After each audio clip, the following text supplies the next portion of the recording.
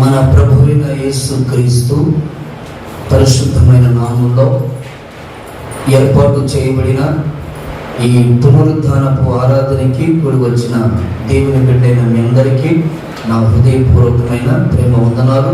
అందరికి వందనాలు, స్తోత్రాలు. ప్రభువు మనందరినీ దీవించునుగాక. ఒకసారి చేతుల పైకెత్తి గట్టిగా చెప్తాం, హల్లెలూయా హల్లెలూయా. గడిచిన వారం అంతా ప్రభు మనల్ని కాపాడారు. గడిచిన వారంలో జరిగిన ప్రార్థన కూడికలను ప్రభు ఆశీర్వాదకరంగా జరిగించినందుకై చేతులు పైకెత్తి బిగ్గరగా స్తోత్రాలు చెల్లిద్దాం. స్తోత్రం స్తోత్రం స్తోత్రం స్తోత్రం స్తోత్రం స్తోత్రం స్తోత్రం స్తోత్రం స్తోత్రం స్తోత్రం. హల్లెలూయా. వచ్చిన వాక్య భాగాన్ని పరిశుద్ధమైన బైబిల్లో నుంచి మనం ధ్యానం చేసుకుందాం. దయచేసి బైబిల్ ఉన్న వారందరూ మీ బైబిల్ తెరచి చక్కగా ఒళ్ళో పెట్టుకోనండి. వచ్చిన వాక్య భాగాన్ని మనం చదువుకుందాం. యెషయా ప్రవచన గ్రంథం 35వ అధ్యాయం 9-10 వచనాలు చదువుకుందాం. యెషయా ప్రవచన గ్రంథం 35వ అధ్యాయం 9-10 వచనాలు చదువుకుందాం. అక్కడ సింహము ఉండదు, క్రూర జంతువులు దాని ఎక్కవు, అవి ఎక్కడ కనబడవు. విమోచింపబడిన వారే అక్కడ నడుచుదురు. యెహోవా విమోచించిన వారు పాటలు పాడుచు తిరిగి సియోనుకి వచ్చెదరు. వారి తలల మీద నిత్య ఆనందముండును. వారు ఆనంద సంతోషము గలవారై వచ్చెదరు. దుఃఖము నిట్టూర్పులు యేసు నామములో ఎగిరిపోనుగాక. చేతుల పైకెత్తి గట్టి ఒకసారి హల్లెలూయా అని చెప్పండి. హల్లెలూయా. ఇక్కడ రాయబడినటువంటి వాక్య భాగంలో మనం గమనిస్తే ఇంచుమించుగా కొన్ని వేల సంవత్సరాల నుండి కొన్ని సామెతలు లేకపోతే కొన్ని ప్రవచనాలు భక్తుల ద్వారా వినబడుతూ ఉన్నాయి. కొన్ని గ్రంథాలలో ప్రవక్తల నోట కొన్ని ప్రవచనాలు విడుదలవుతున్నాయి. ఏ ప్రవచనమయ్యా అంటే మనల్ని విమోచించడానికి ఒక విమోచకుడు ఈ భూమి మీదకు వస్తాడు. ఆయన ద్వారా మనందరము విమోచించబడుతాము. లూకా సువార్త 24వ అధ్యాయం 21వ వచనాన్ని కూడా చదువుదాం. 24:21. ఇశ్రాయేలు మిమ్మల్ని విమోచింపబోవాడు ఈయనే.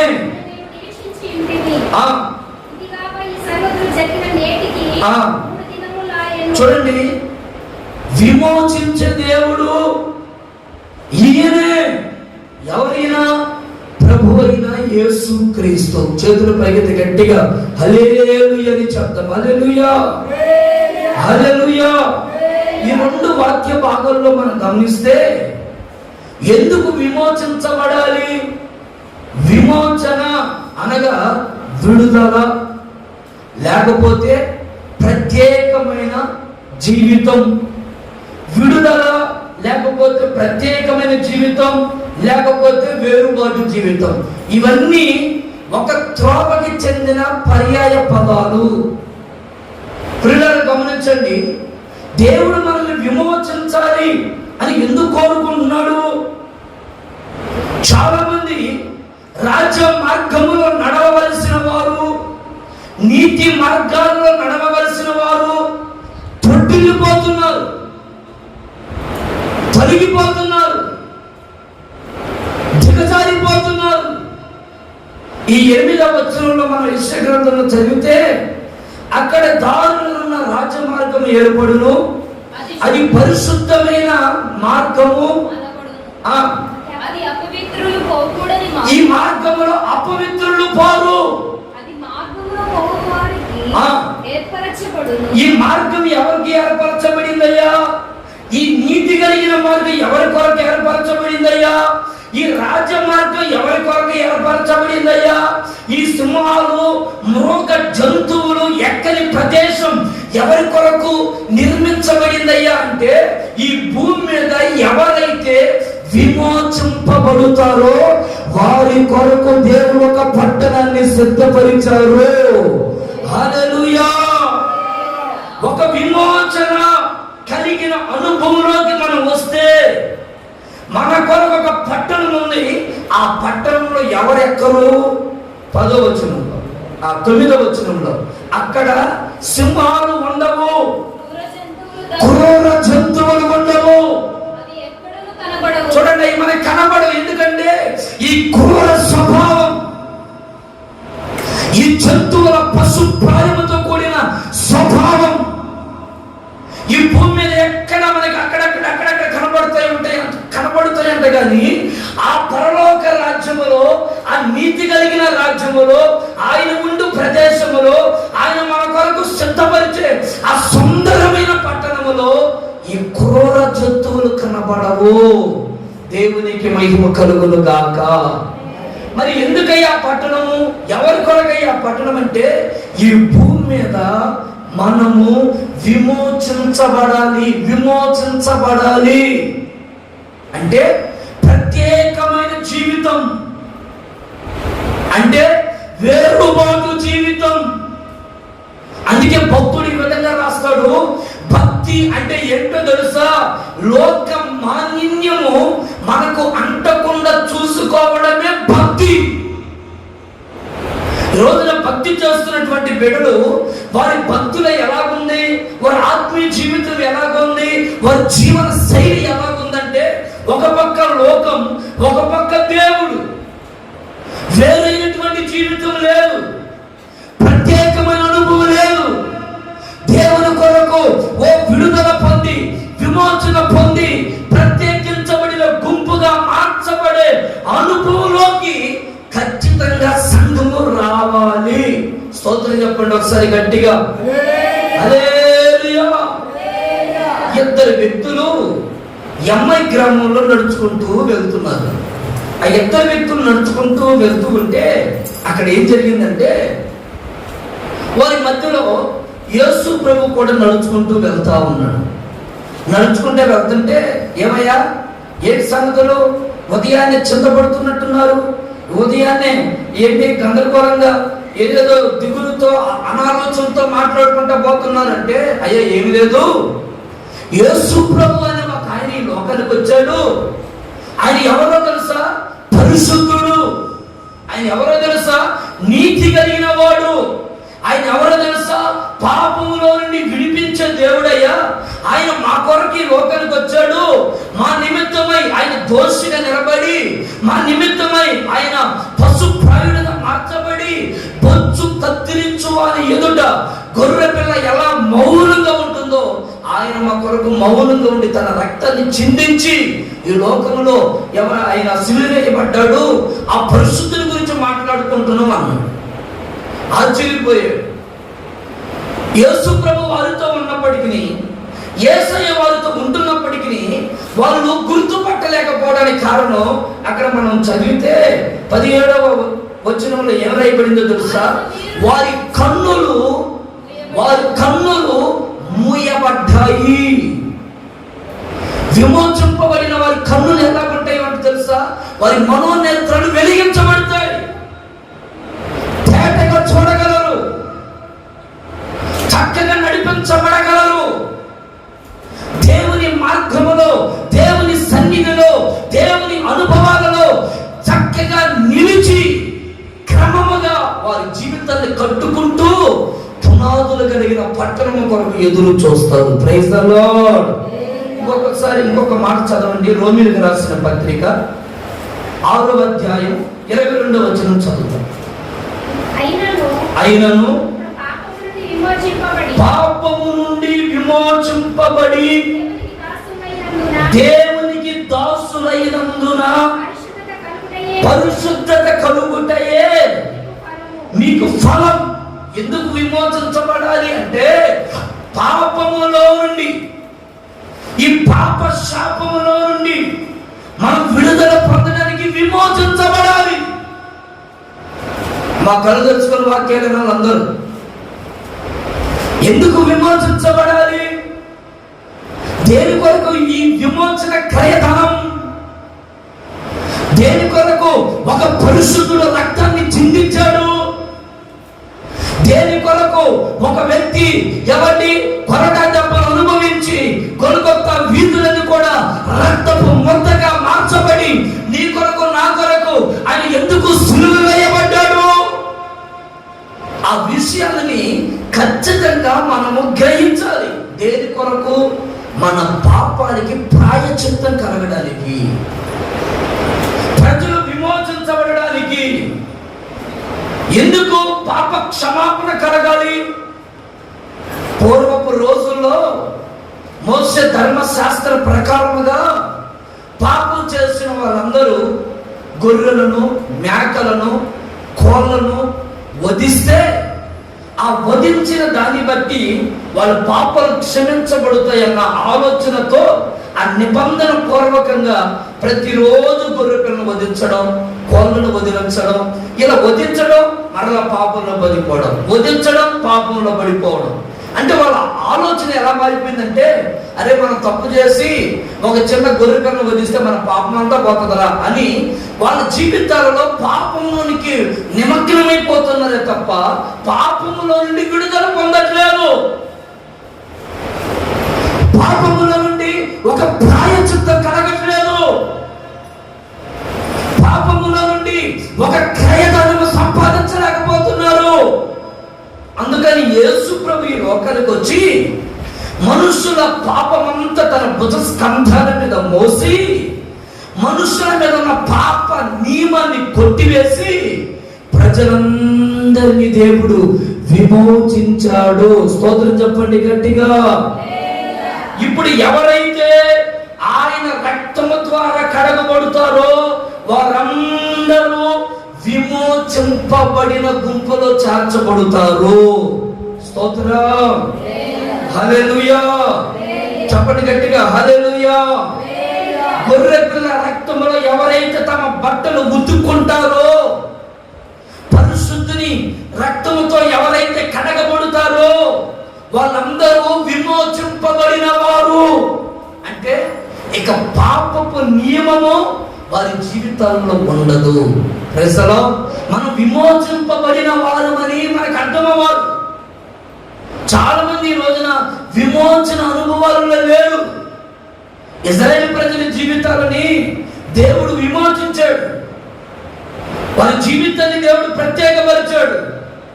భయంకరమైన పాపములో, క్రూరములో, వ్యసనాలలో కుమిలిపోతూ నలిగిపోతున్న వారి జీవితాన్ని దేవుడు విడిపించాడు.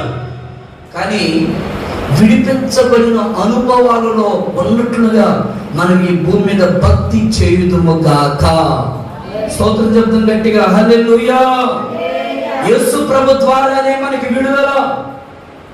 ఆయన ఎందుకు ఈ లోకానికి వచ్చాడంటే మనల్ని విమోచించడానికి, మనల్ని ప్రత్యేకపరచడానికి, అందరిలాగా ఉండడానికి కాదు, అందరిలాగా జీవించడానికి కాదు, అందరిలాగా భక్తి చేయడానికి కాదు, అందరిలాగా మాటలు మాట్లాడడానికి కాదు. మనలో మన మాట, మన చూపు, మన విధానం ఒక ప్రత్యేకముగా కనబడునుగాక.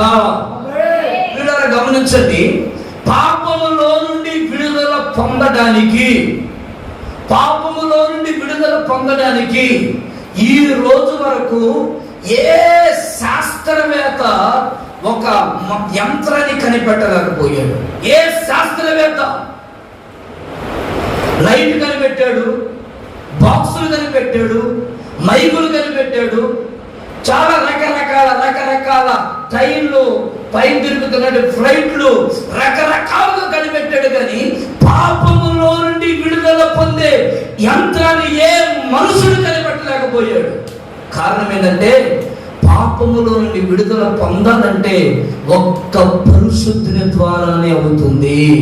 అందుకని యేసయ్య మనందరి కొరకు ఈ లోకానికి దిగి వచ్చాడు. చప్పట్లు కొడుతూ దేవుని గట్టిగా స్తుతిద్దాం, గట్టిగా గట్టిగా హల్లెలూయా హల్లెలూయా హల్లెలూయా హల్లెలూయా. ఆయన లోకానికి రావడానికి కారణమే మనము విమోచింపబడాలి. ప్రియులారా, బైబిల్ నుంచి క్లుప్తంగా 1-2 మాటలు నేను చెప్పి నేను ముగించేస్తాను. విమోచింపబడిన వారు ఎలా ఉంటారో చెప్తాను. దేవుడు మనల్ని విమోచించడానికి లోకానికి వచ్చాడని చెప్పాను. ఎన్నో ప్రవచనాలు వినబడుతున్నాయి. యెషయా ద్వారా, జకరియా ద్వారా, ఇర్మియా ద్వారా ఎంతో మంది గొప్ప గొప్ప ప్రవక్తలు ప్రవచించారు యేసు ప్రభు ఈ లోకానికి వస్తాడని. గొర్రెల కాపర్లు కూడా ఎదురు చూసేవాళ్ళు. మీరు చదవండి ఇంటికి పోయినాక. గొర్రెల కాపర్లు ఎదురు చూస్తా ఉన్నారు. దేని కొరకంటే, అయ్యా మమ్మల్ని విమోచించడానికి ఒక రక్షకుడు పుడతాడు, ఒక రక్షకుడు మా కొరకు జన్మిస్తాడని ఎదురు చూస్తున్నారంట. దేని కొరకు ఎదురు చూస్తున్నారంటే, ఆయన వస్తాడు, మాకు రక్షణ కలుగుతుంది, మా మీద ఉన్న ఈ క్రయధనం అంతా కొట్టివేయబడుతుందని గొర్రెల కాపర్లు ఎదురు చూస్తున్నారట. అప్పుడు చాలా గొప్పగా సంతోషించారని వాళ్ళ గురించి వాక్యంలో మనం చూస్తాం. అయితే విమోచింపబడిన వారు ఎలాగుంటారో క్లుప్తంగా 2 మాటలు చెప్తాను. ఒకసారి గట్టిగా హల్లెలూయా అని చెప్పండి. హల్లెలూయా. చదువుతాం. ద్వితీయోపదేశ కాండం 15వ అధ్యాయం. ద్వితీయోపదేశ కాండం 15వ అధ్యాయం 14వ వాక్య భాగం. నీవు ఐగుప్తు దేశములో దాసుడుగా ఉన్నప్పుడు నీ దేవుడైన యెహోవా నిన్ను విమోచించెనని జ్ఞాపకము చేసుకొని, వినండి, జ్ఞాపకము చేసుకొని. ఇప్పుడు నువ్వు చేయవలసిన పని చూడండి, గమనించండి. అక్కడ నీ మందలోను, నీ కళ్ళములోను, నీ ద్రాక్ష గానులలోను కొంత అవశ్యముగా వానికి ఇవ్వవలెను. నీ దేవుడైన యెహోవా నిన్ను ఆశీర్వదించి నీకు అనుగ్రహించిన దానిలో కొంత ఆయనకి ఇవ్వవలెను. దేవునికి స్తోత్రం కలుగును గాక. విమోచింపబడిన వారు ఎలాగుంటారు అంటే, విమోచింపబడిన వారట మందలో, కళ్ళములో, ద్రాక్ష గానుగలలో కొంత కొంత కొంత కొంత దేవునికి ఇవ్వాలి, ఇచ్చువారిగా ఉండాలి, దాచిపెట్టుకునే వారిగా ఉండకూడదు.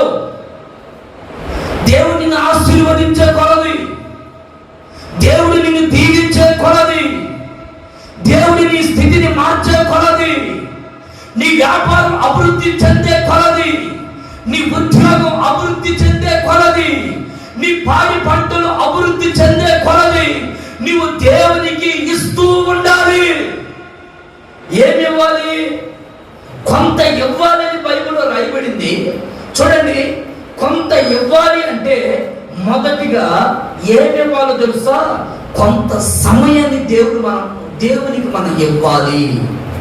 దేవుడు మనకి ఇచ్చినటువంటి ఒక రోజుకి 24 గంటల్లో ఎంత సమయం దేవునికి నువ్వు ఇవ్వగలుగుతున్నావు? ఒక్క రోజు 24 గంటల్లో దేవునికి నువ్వు ఇచ్చే సమయం ఎంత? నిద్రకి 8 గంటలు, ఉద్యోగానికి 8 గంటలు, సరదాలు, మాటలు, ముచ్చట్లకి మిగిలిన సమయం. ఇక దేవునికి ఇచ్చే సమయం ఎంత? బైబిల్లో పేతురు గురించి ఏం రాయబడిందంటే, పేతురట దేవుని సన్నిధిలో ప్రార్థన చేయడానికి, పగలు దేవుని సన్నిధిలో మొరపెట్టడానికి 3 గంటలు దేవునికి సమయాన్ని కేటాయించడని అపోస్తలుల కార్యంలో రాయబడింది. 3 గంటలు ప్రార్థనకి సమయాన్ని ఇచ్చాడు. దేవుని బిడ్డలుగా నడిపించబడుతున్న మనం నీ జీవితంలో ఆశీర్వదించబడే కొలది నువ్వు బిజీలో పడిపోతున్నావా? దేవుడు దేవునికి సమయం ఇస్తున్నావా? పరిస్థితులు మారుతున్నాయి, రోజులు మారుతున్నాయి, పద్ధతులు మారుతున్నాయి. నీ గుణాతిశయాలను మార్చుకుంటున్నావా? దేవుడికి ఇచ్చే సమయాన్ని ఇస్తూ ఉన్నావా? దొంగిలిస్తున్నావా? దేవుని విషయంలో దొంగగా ఉంటున్నావో?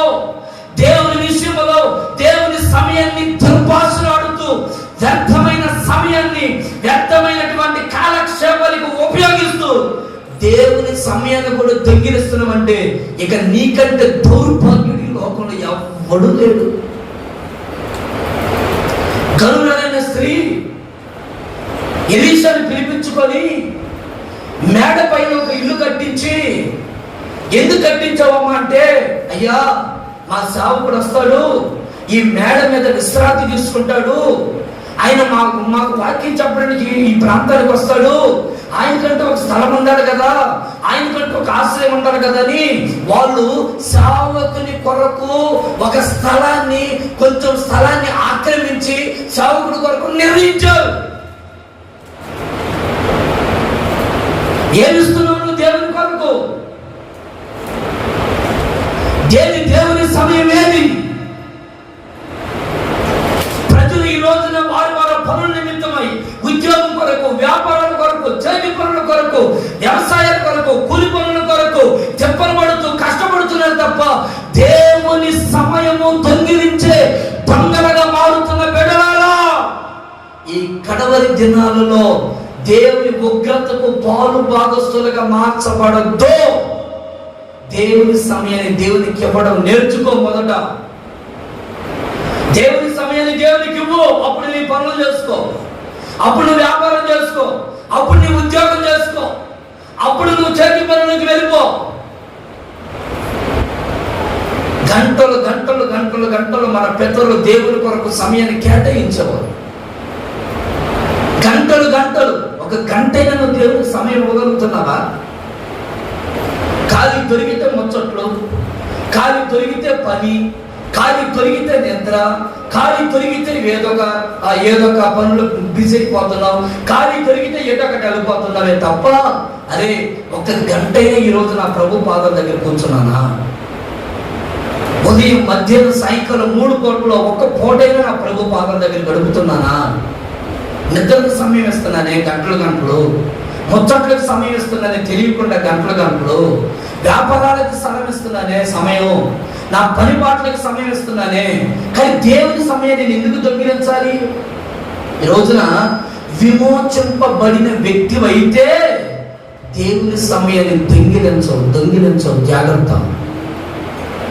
సమయాన్ని దొంగిలిస్తున్నామంటే ఇంకా నువ్వు దేవుని సన్నిధిలో విమోచింపబడాలా అంటే ప్రత్యేకించబడిన అనుభవంలోకి నువ్వు రావా. గొర్రె పిల్ల స్వభావాన్ని ధరించుకొని తోడేలాగా తిరుగుతా ఉన్నారట కొన్ని గొర్రెలు. అలాగే దేవుని సన్నిధిలో నేను దేవుని బిడ్డనే, నేను దేవుని పాదాల దగ్గర గడుపుతున్న బిడ్డనే చెప్పుకుంటూ లోకానికి బానిసైపోతున్నావేమో. జాగ్రత్త జాగ్రత్త జాగ్రత్త. ప్రభు మరొకసారి సంఘాన్ని హెచ్చరిస్తున్నాడు, దేవునికి ఇవ్వవలసిన సమయాన్ని దొంగిలించవద్దు. Praise the lord, praise the Lord, hallelujah, hallelujah. చూడండి ఒకసారి మీరు పేతురు గురించి ఆ మాట చదవండి. అపోస్తుల కార్యాలు 10వ అధ్యాయం 9వ వచనం.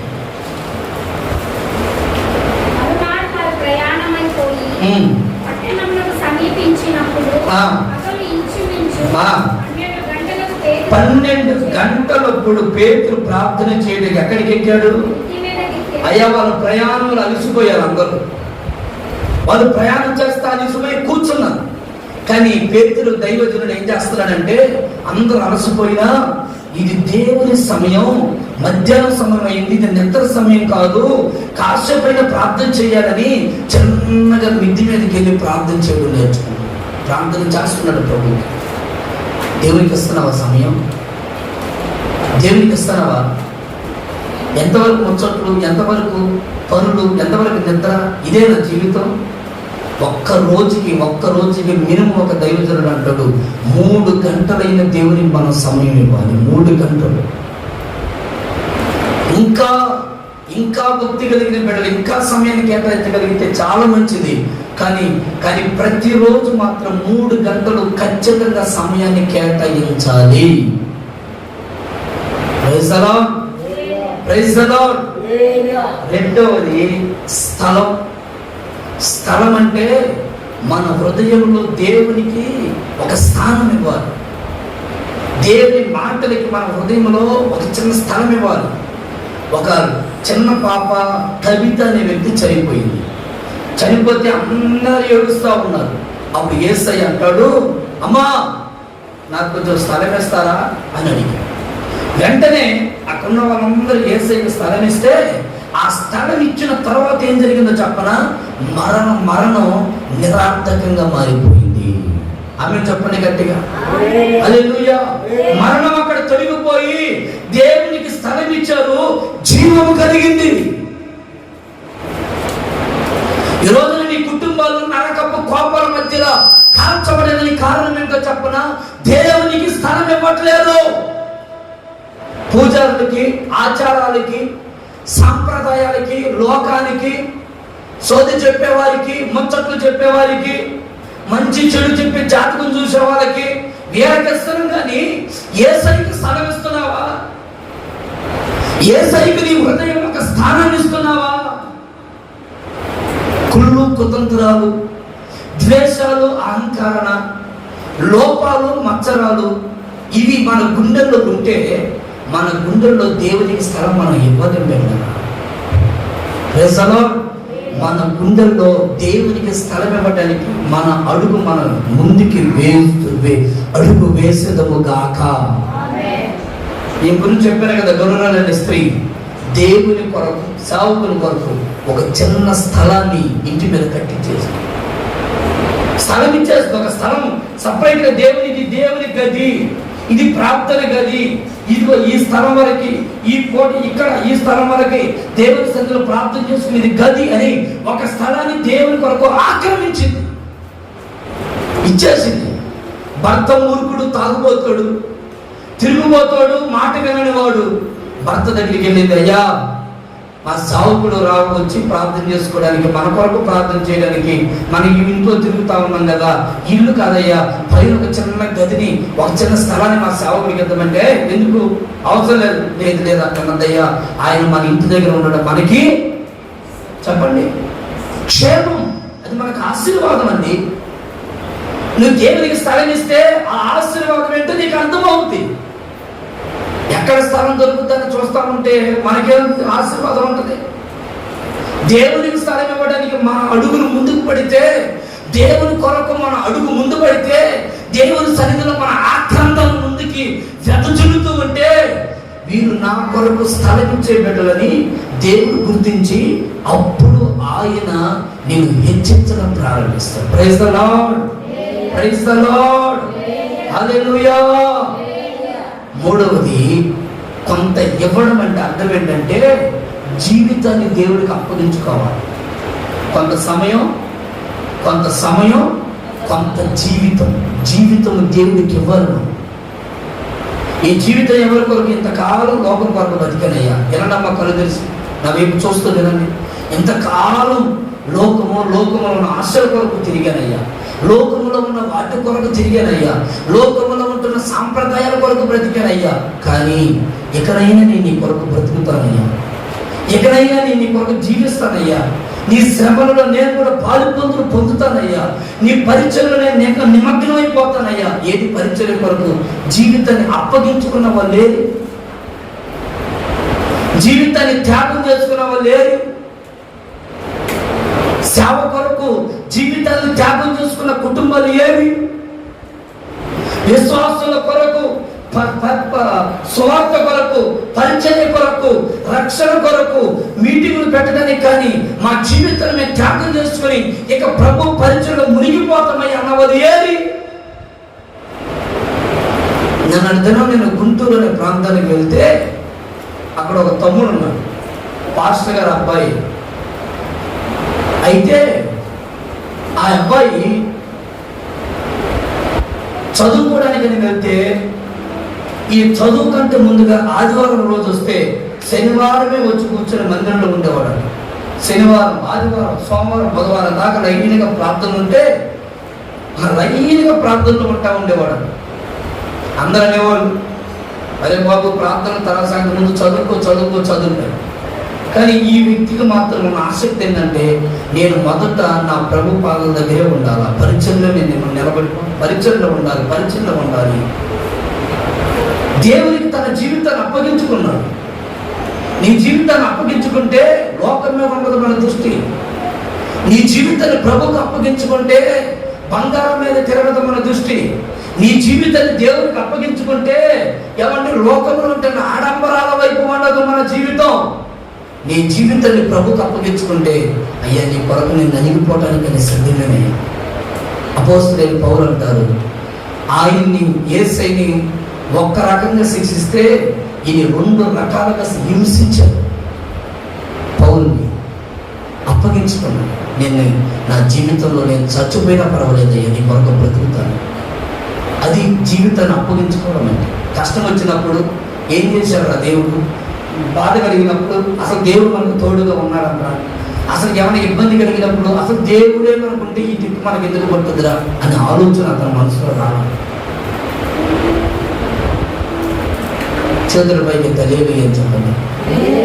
ఒకసారి గట్టిగా చెప్పండి, హల్లెలూయా హల్లెలూయా చెప్పండి. ఒకసారి గట్టిగా చెప్పండి, హల్లెలూయా. దేవుని సన్నిధిలో జీవితాన్ని అప్పగించుకో, దేవునికి అప్పగించుకో. కొంత సమయం అప్పగించుకోమ్మా, కొంత జీవితాన్ని అప్పగించుకో. ఏమన్నా పరిచయం చేయి. నీ కొరకు ఏం వేరు జరిగింది సంఘంలో? ఎంతమందిని తీసుకుని వచ్చావు? ఈ ద్వారా ఏ విశ్వాసం వచ్చాడు? తపను పడు, జీవితాన్ని అప్పగించుకొని పరిచర్య ఎక్కడైనా అయ్యా నీ పరిచర్య చేశాను, ఇదిగో ఈ పరిచర్య నా ద్వారా కట్టబడింది, ఈ విశ్వాసి నా ద్వారా నడిపించబడ్డాడు, ఈ సంఘం నా ద్వారా ఎదిగింది, నేను ఇంతగా 10 మందిని తీసుకుని వచ్చాను, సువార్త నా ద్వారా ప్రతి నెల ఎంతెంత డబ్బు సువార్తకి ఖర్చు పెట్టి ఆ ప్రాంతంలో సువార్త వినిపించాను. ఏది నీ జీవితాన్ని అనిపించాను? ఏదంటే నీ జీవితాన్ని ప్రభు కొరకు త్యాగం చేసుకుంది? కొంత ఇవ్వాలి దేవునికి. మనం ఆశీర్వదించబడే కొలది ఇంకా మనం దేవునికి దగ్గర అవ్వాలి. ఆశీర్వదించబడే కొలది దూరం అవ్వకూడదు. ఆశీర్వదించబడే కొలది అబ్బా పాస్టర్ గారు ఇప్పుడు బాగా బిజీగా ఉన్నాను, నాకు పెద్దగా ప్రార్థనగా రావడానికి కుదరట్లేదు అనుకుంటే దేవుడు కూడా నీకు అన్ని కుదిరేటట్టుగా చేస్తున్నావు. ఒక రోజు అంత దూరం రాకముందే, ప్రభువా నాకు ఎంత బిజీ ఉన్నా ఇది నువ్వు ఇచ్చిన సన్నిధయ్యా, ఇది నీ ద్వారా నీ మందిరంలో గడపడం ద్వారా నాకు కలిగిన భాగ్యమయ్యా అని మనం ఎప్పుడు దేవుని స్తుతిస్తూ, దేవుని వెనకడుగు వెయ్యకుండా, దేవుని వెనక్కి త్రోసేయకుండా మనం ముందుకు వెళ్తాము కాక. Praise the lord, praise the lord. ఒక్క ఆదివారమే కాదు మనకు ఆరాధన, శనివారాలు కూడా ఉన్నాయి, బుధవారాలు కూడా ఉన్నాయి, ప్రత్యేక గుడికలు జరిగినప్పుడు కూడా అప్పుడు కూడా ప్రార్థనలు ఉన్నాయి. పాస్టర్ గారు నేను ఒక్క ఆదివారమే వస్తాను, మిగతా రోజులు రానంటే కుదరదు, రావాలి. ఏది నీ జీవితాన్ని ప్రభుకు అప్పగించుకుంది? ప్రభుకు అప్పగించుకోవడం అంటే ఏదో ఒక్క పోడొచ్చి కనబడిపోవడం కాదు. క్రమక్రమములో నీ జీవితాన్ని ప్రభుకు సమర్పించుకోవాలి. కొన్ని కోటలు జరుగుతూ ఉంటాయి, చూస్తానా? అబ్బే అసలు కనపడరు కొందరు. ఆదివారాలు కూడా కనపడరు. అడిగితే ఆ పని ఈ పని అక్కడికి వెళ్ళాను ఎక్కడికి వెళ్ళాను రకరకాల మాటలు. దేవుని బిడ్డ, సాగులు వెతకడానికి ఇష్టపడమాకు, సాగులు వెతుక్కొని భక్తి చేయడానికి ఇష్టపడమాకు. నీ జీవితాన్ని ప్రభుకు అప్పగించుకొని, ప్రభువా ఎంతకాలం లోకం కొరకు బతికానయ్యా, సినిమాలు చూశానయ్యా, అపవిత్రమైన మార్గంలో నడిచానయ్యా, ఎక్కడైనా నీ కొరకు బతుకుతానయ్యా, ఎక్కడైనా నా యవన జీవితాన్ని నీ కొరకు సమర్పించుకొని నీ రోషంగా బతికితే ఖచ్చితంగా దేవుడు నీ స్థితిని మార్చులుగాక. స్తోత్రం చెప్పండి గట్టిగా, హల్లెలూయా. లూకా సువార్త 2వ అధ్యాయంలో ఒక స్త్రీ గురించి రాయబడింది. ఆమె అన్న అనే ఒక ప్రవక్తి. ఒక స్త్రీ వృద్ధాప్యురాలు 40 సంవత్సరాల నుండి దేవుని మందిరంలో పరిచర్య చేస్తుందని రాయబడింది. ఎన్ని సంవత్సరాలమ్మా? ఎన్ని సంవత్సరాలు? 40 సంవత్సరాలు. 84 సంవత్సరాలు విధవరాలయుండి విడువక ఉపవాస ప్రార్థనలతో రేయం పగలు సేవ చేయొచ్చు. ఎన్ని సంవత్సరాలు? 80 సంవత్సరాలు. అన్న అనే ఒక స్త్రీ 80 సంవత్సరాలు దేవుని మందిరంలో భక్తి చేసింది. నీకు వయసు 60 దాటితేనే ఇక నా కాళ్ళు నొప్పులు, ఒళ్ళు నొప్పులు, మోకాలు నొప్పులు వస్తున్నాయి అని చెప్పేసి ప్రార్థన చేయాలన్నా, చిన్న బాక్స్ మొయ్యాలన్నా, చిన్న పరిచయం చేయాలన్నా, చీపులు కొట్టుకోవాలన్నా, అమ్మ పిల్లలు ఉన్నారుగా, ఎవరి పిల్లలు ఉన్నారుగా, వాళ్ళు చేస్తారు అనుకుని ఆమె అనగా వెళ్ళిపోతా ఉంటారు తల్లులు. ఏమన్నా తల్లులకు చెప్తుంది, పరిచర్య తల్లులు కూడా చెయ్యాలి మందిరంలో. చీపులు పట్టుకుని ఓర్చాల తల్లులు. 80 సంవత్సరాలలో ఉన్న ముసలామే కూర్చొని మందిరం ఊడ్చుకుంటుందట, శుభ్రం చేస్తుందట, దేవుని పరిచయం నిమగ్నం అయిపోయిందట. కందుకూరు బస్ స్టాప్ ముందు ఒక ఆమె ఉంటుంది, జాంకాయలు అమ్ముకుంటా, ఎరుసలేం ప్రార్థన మందిరానికి వెళ్తాము. వృద్ధాప్యురాలు జాంకాయలు అమ్ముకుంటా ఉంటుంది. ఆ ద్వారా ఇంచుమించుగా 100 మంది మందిరానికి తీసుకుపోయిందట. జాంకాయలు అమ్ముతూ 100 మందిని తీసుకోపోయింది. ఎంతమందిని తీసుకోపోయి చెప్పండి? వింటున్నారు అసలు నేను చెప్పే మాటలు? 100 మందిని తీసుకోపోయిందట ఆ ముసలాన్ని. నీకు ఆదివారం రావడమే కష్టమైపోతుంది, నీకు 100 మంది నువ్వే నడిపిస్తావు. ఏది దేవునికి ఇచ్చే సమయం ఏది? మందిరంలో బాగా కూర్చోవాలంటేనే నీకు కూర్చోబుద్ధి కాదు. ఏదో అయిష్టంగా, ఏదో కష్టంగా, ఏదో భారం అంతా నీ తల మీద పెట్టినట్టుగా, ఏదో ఏం చేసేది దేవుడు, ఎందుకు నా బతుకు నేను చచ్చిపోతే బాగుంటది అని ఏదో సమస్యలన్నీ నువ్వు ఒక్కదాని అనిపిస్తున్నట్లుగా, ఏదో దిగజారిపోయినట్లుగా ఇక్కడ కూర్చుంటే ఏం ప్రయోజనం ఉంటుంది? దేవుని మందిరంలో సంతోషిస్తూ మన గంతులు వేస్తే అప్పుడు దేవుడు మన హృదయాన్ని నిత్యానందముతో నింపుతాడు. స్తోత్రం చెప్పండి గట్టిగా. నీ దుఃఖము ఎగిరిపోయినప్పుడు స్తోత్రం చెప్పండి గట్టిగా. నీ కన్నీళ్లు తొడబడతాయి యేసు నామములో. Praise the lord, praise the lord, praise the lord. దేవుని కొరకు భక్తి చేయడం అంటే ఇప్పుడు కొంత ఇవ్వడమే. ఇప్పుడు నువ్వు కష్టపడుతున్న కష్టాజితంలో ఖచ్చితంగా దేవునికి నువ్వు ఎంత ఇవ్వగలుగుతున్నావు? కష్టాజితం ఇవ్వగలుగుతున్నావు దేవునికి? కష్టాజితం నువ్వు ఎంత కష్టపడుతున్నావు? ఉదయం నుంచి మళ్ళా ప్రతిరోజు కరువు పనులకు వెళ్తారు, ప్రతిరోజు పనులకు వెళ్తా ఉంటారు, ప్రతిరోజు భోజనం చేస్తారు, ప్రతిరోజు అన్నం తింటా ఉంటారా? ఏది నువ్వు తిన్న అన్నంలో, నువ్వు తిన్నటువంటి కూరగాయల్లో నువ్వు తీసుకొచ్చిన దశభాగం ఏది? ఒక గిన్నె కనపడుతుంది ఇక్కడ. మిగిలిన వాళ్ళు అన్నం తింటలేదా? పిల్లరా, దేవుడు మనల్ని ఆశీర్వదించకూడదు, మనం ఇవ్వాలని బైబిల్లో రాయబడింది. అంటే ఒక వారం అంతా మనం భోజనం చేస్తున్న దాంట్లో పిడికిలు తీసి ఖచ్చితంగా దేవుని మందిరం తీసుకురావాలి. మనం అది అలవాటు చేసుకోండి. నాకేదో బీలు లేక కాదు, ఒడ్లు లేక కాదు. దేవుడు బిడ్డలు ఆశీర్వదించకూడదు, వాళ్ళు నాకు ఒడ్లు బస్తాలు ఆశీర్వాదం బాగానే ఉంటుంది, నేను దాని గురించి చెప్పట్లా. కానీ మీరు ఇంకా దీవించబడేటప్పుడు మీరు ప్రతిరోజు తినే భోజనంలో పిడికిలు తీసి దేవుని కొరకు కాలుని. Praise the lord, praise the Lord. నిజమైన విశ్వాసగా భక్తి పూర్వకంగా మనం ఈ భూమి మీద నిలబడాలి. అశ్రద్ధతో నిర్లక్ష్యంగా భక్తి చేయకూడదు. దేవునికి ఇచ్చేది దేవునికి ఇవ్వాలా. సేవకులుగా మేమైనా దేవునికి ఇవ్వవలసింది ఖచ్చితంగా దేవునికి ఇస్తాం. అది మా రెస్పాన్సిబిలిటీ, అది మా బాధ్యత. ఖచ్చితంగా దేవునికి ఇవ్వకుండా నేను ముందడుగు వేయను, ముందు ఖర్చు పెట్టను. ముందు దేవుడి సన్నిధిలో తీసిన తర్వాతే అప్పుడు ఏమైనా పనుందా, దేనికైనా కట్టాలా, ఆ ఖర్చులు అప్పుడు వాడుతుంది. దేవునికి ఇవ్వకుండా, దేవునికి మొదటి స్థానం ఇవ్వకుండా ముందడుగు వేయకూడదు. కొందరు కష్టపడే తీరు వినండి ఒకసారి తలెత్తి. కష్టపడి తీరు వాళ్ళు తీసే దేంట్లో నుంచి అంటే వాళ్ళకి ఇచ్చే పెన్షన్ డబ్బులు, దాంట్లో తీస్తారు. ఎందుకంటే కష్టపడే సొమ్ము కాదు కదా, దాంట్లో నుంచి తీస్తూ ఉంటారు. కష్టపడే రకాల కష్టాజితంలో నుంచి తీసి అప్పుడు దేవుడు నిన్ను ఆశీర్వదించడం మొదలు పెడతాడు. దేవుడు నీకు ఏది ఇస్తున్నాడో, ఒకవేళ నీకు ఏమన్నా ప్రమోషన్ జరిగింది, లేకపోతే నువ్వు ఏమన్నా అప్లై చేసుకుంటే, ఒక లోన్ శాంక్షన్ చేసుకుంటే నీకు 100 రూపాయలు లేకపోతే ఒక 10,000 వచ్చింది అనుకోండి. అయ్యా ఇది లోన్ శాంక్షన్ చేసుకోవడం వచ్చింది అని దేవునికి దయ వల్ల నాకు కలిగిందని నువ్వు దాంట్లో దశభాగం తీసేవడం నేర్చుకోవాలి. డబ్బుల గురించి చెప్పట్లేదు, ఇవ్వడం నేర్చుకో. అది ఆశీర్వాదం. విమోచింపబడిన వారు దొంగలుగా ఉండరు.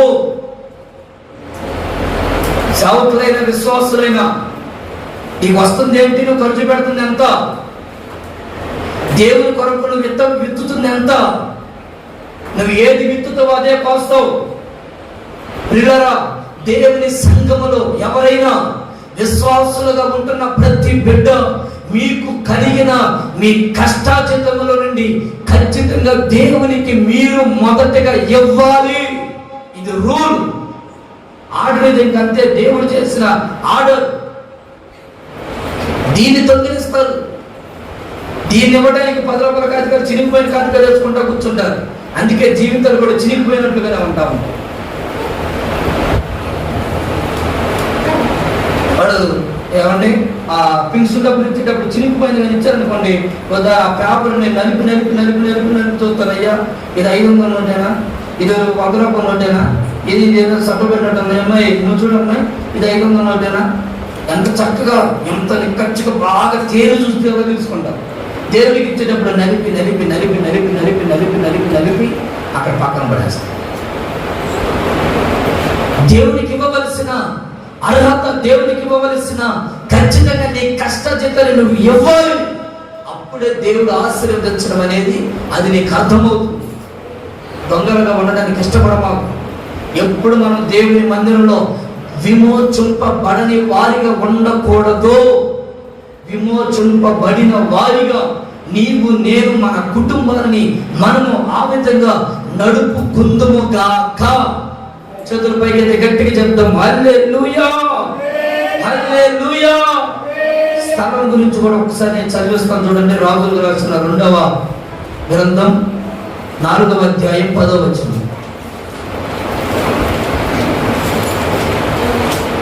రెఫరెన్స్ రాసుకోండి. మనము అతనికి గోడ మీద ఒక చిన్న గది కట్టించి అందులో అతని కొరకు మంచము, బల్ల, పీఠ, దీప స్తంభము నుంచుదము. అతడు మన యొద్దకు వచ్చినప్పుడల్లా అందులో బస చేయవచ్చునని చెప్పాడు. అది ఎందుకొరకు స్థలాన్ని సిద్ధపరిచారు? ఎందుకొరకు మంచం, బల్ల, పీఠ, దీపస్తంభం ఉంచారంటే ఆయన మన దగ్గరికి వచ్చినప్పుడు విశ్రాంతిగా ఒక సేవకుడు మన గృహంలో అడుగు పెడితే ఒక ప్రశాంతంగా అనుభవించడానికి ఖచ్చితంగా స్థలాన్ని సిద్ధపరచాలి. Praise the lord, praise the lord.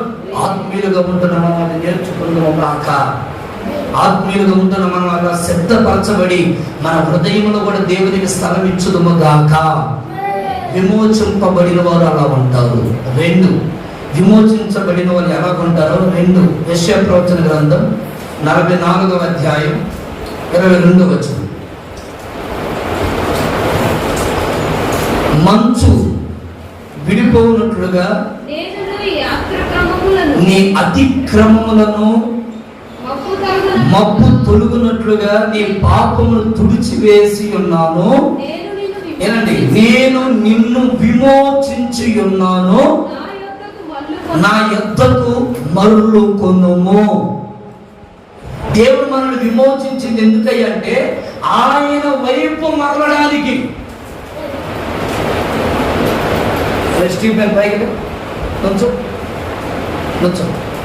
ఇప్పుడు ఈ అబ్బాయిని పిలిస్తే నేను, ఈ అబ్బాయి ఇప్పుడు నా సైడ్ చూస్తున్నాడా, వెనక్కి తిరగడుతూ ఇప్పుడు ఎవరి వైపు చూస్తున్నాడు? గోడ వైపు చూస్తున్నాడు. ఇప్పుడు నా వైపు చూస్తున్నాడా, గోడ వైపు చూస్తున్నాడా? చెప్పండి అమ్మా, తను ఒకసారి చూడండి అమ్మా. చూడడానికి కూడా బాధపడుతున్నారేంటమ్మా? చూడండి, రిజల్ట్ చూడు అమ్మా, చూడు. ఎవరి వైపు చూస్తున్నాడు ఇతను? అక్క నాగమనక్క కొద్దిగా జరగండి అక్క, చూడండి. ఎవరి వైపు చూస్తున్నాడు అక్క? గోడ వైపు చూస్తున్నాడు. నా వైపు చూడట్లా. బాబు ఇటు తిరుగు, నీ పాపాలు క్షమించబడ్డాయి, నీ అతిక్రమాలన్నీ నేను తుడిచివేశాను, నా వైపు చూడు, నా వైపు చూడు అంటున్నా. పొర్రపాటును కూడా ఇతను నా వైపు తిరగలేకపోతున్నాడు. అతని వీపు నా వైపు తిప్పుతున్నాడు, అతని వీపుని చూపిస్తున్నాడే తప్ప అతను నా వైపు మరవట్లేదు. అందుకని ఇతను నా వైపు తిరగడానికి ఇతను నేను విమోచించాను. స్తోత్రం చెప్పండి గట్టిగా. ఇప్పుడు తిరుగున్నాను, నా సైడ్ తిరుగు.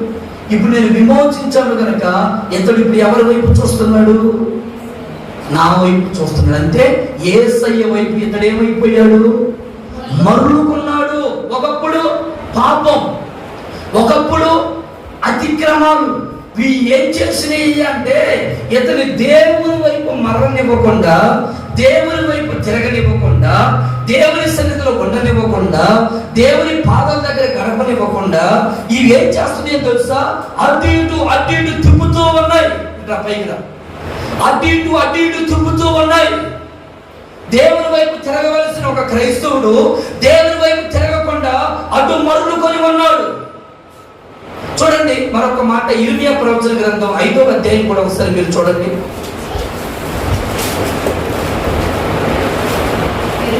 5వ అధ్యాయం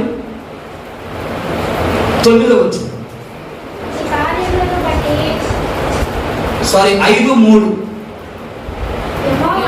యెహోవా యథార్థత మీదనే కదా నీవు దృష్టించి ఉన్నావు, నీవు వారిని కొట్టితివి గాని, చూడండి, వారికి దుఃఖము కలుగలేదు, వారిని క్షీణింపజేసి ఉన్నావు గాని.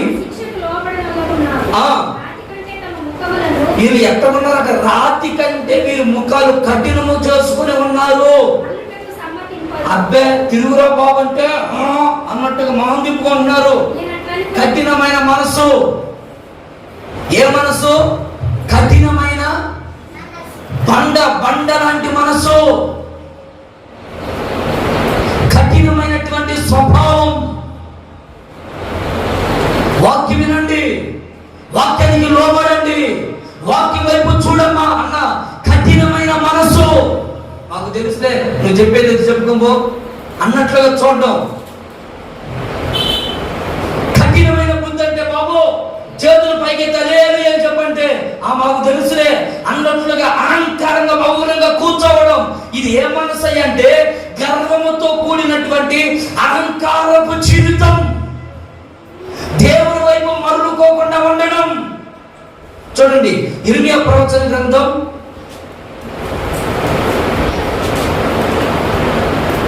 2వ అధ్యాయం 13వ వచనాన్ని కూడా ఒకసారి చూడండి.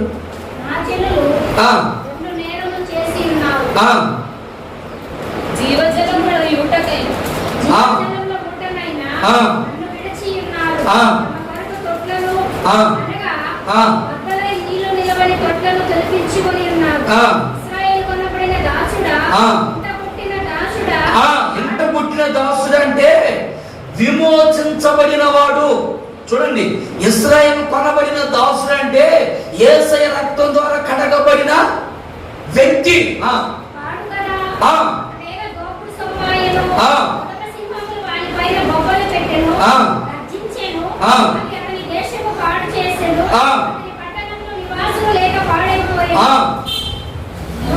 చూడండి, ఇప్పుడు ఇంటికి వెళ్ళినాకన్నా మీరు గమనించండి, అక్కడ 26వ వచనం కూడా ఒకసారి, దొరికిన దొంగ సిగ్గుపడినట్లు ఇశ్రాయేలు కుటుంబం వారు సిగ్గుపడుదురు, నీవు తండ్రిని